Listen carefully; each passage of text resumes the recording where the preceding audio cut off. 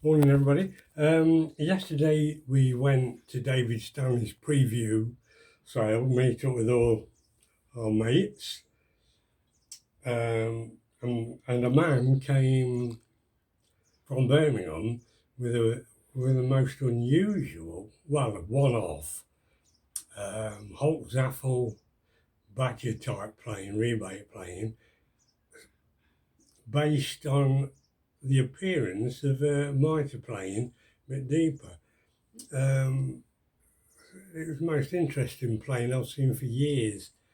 And the actual front moved slightly, undoing a screw, to open and close the mouth. And we realised yesterday when we were discussing this plane, all my friends and the owner, the only way you could get the iron out to resharpen it was having a movable mouthpiece. It had to slide forward, and then you could slide the iron out at the bottom. Because it was the blade went to the full width, open sided, the plane, the screw through there and a mechanism inside the rosewood infill allowed you to this section in front of the mouth slid like that, and the rest was dovetailed, and it was all original. We worked out, so completely unique plane. And like I say, to get the iron had to come out this way. You couldn't tip it on its side and get it out, so it had to have a movable mouth. Completely unique. Also, yesterday, as soon as we got there, David Stanley's preview, Tim Smith made this for me. He'd made a similar one for another mate of mine, because the other mate of mine had given Tim a bit of wood, rare wood, so he made him a plane out of it, just a little tiny one like this. And I'd given Tim some very rare Australian timbers, and he presented me with this. And they take some making, because I've made these in the past. This is Australian equivalent to bog oak, I forget the proper name, thousands of years old. And this is another piece of Australian timber, and it's like stripy. But look at the mouth on that. Remarkable. It's craftsmanship. Okay, let's carry on. All right. Now, I've told you in the past, I've recently exchanged this plane and another for something that I swapped in exchange, actually with David Stanley. I'd owned this plane before many years ago, backwards and forwards, and I just got it back. And as soon as we got to David Stanley's grounds again, two mates came up and said there was a sale last week in London. Somebody was selling off a lot of Preston tours and other tours, and there were three of my planes turned up.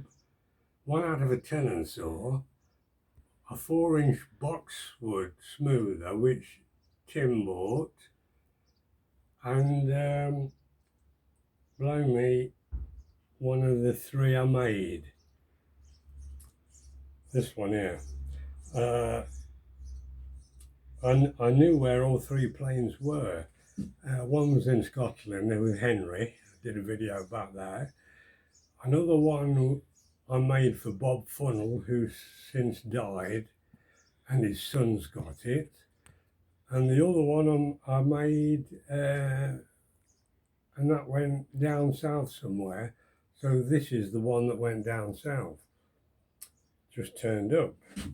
And the first two mates that I met, one said he didn't think it was mine because it hadn't got my name on. And then another mate came up and said it did have my name on. It's underneath there, right? And now I've got it. It's got my name on there as well. which they'd all missed. I had obviously coloured this when I made it with nitric acid, and it's gone very, very dark over the years, far too dark for my liking. It wants to be more like that. So today I'm going to erase most of this dark brown finish, as it looks like boxwood. And it got slightly damaged looking in the sale, but I can erase that. I've talked about these planes in the past, very difficult to make because the metalwork had to be built into the plane and dovetailed in place because you can't get it in once it's assembled, mainly because of that little bit there. Impossible to get it in as one piece. It's dovetailed along there. And that's about it. Oh, and I thought, I've just taken a picture of the original plane, which is this one, and 3 others that I made all those years ago. And I thought 2 were this size, the original size, and 1 was smaller, the one that Bob Funnell wanted. But I realised looking at the photograph, all 3 were a different size. So this was original size. The next one I made was a bit smaller, and the next one I made was even smaller still. So they're all completely unique. Can't wait to start on this and get some of this brown off. As you might remember, I've had this plane 4 times, and the 3rd time I got it back from America, it was that colour. And if you remember, I scraped it for 3 days to get it to that colour, but there's a little bit of the original dark brown. I mean, if you're going to have boxwood, in my opinion, it wants to look like boxwood, not like that, although I did it, but it darkens over the years, you see, with nitric acid. And then I think it needs highlighting.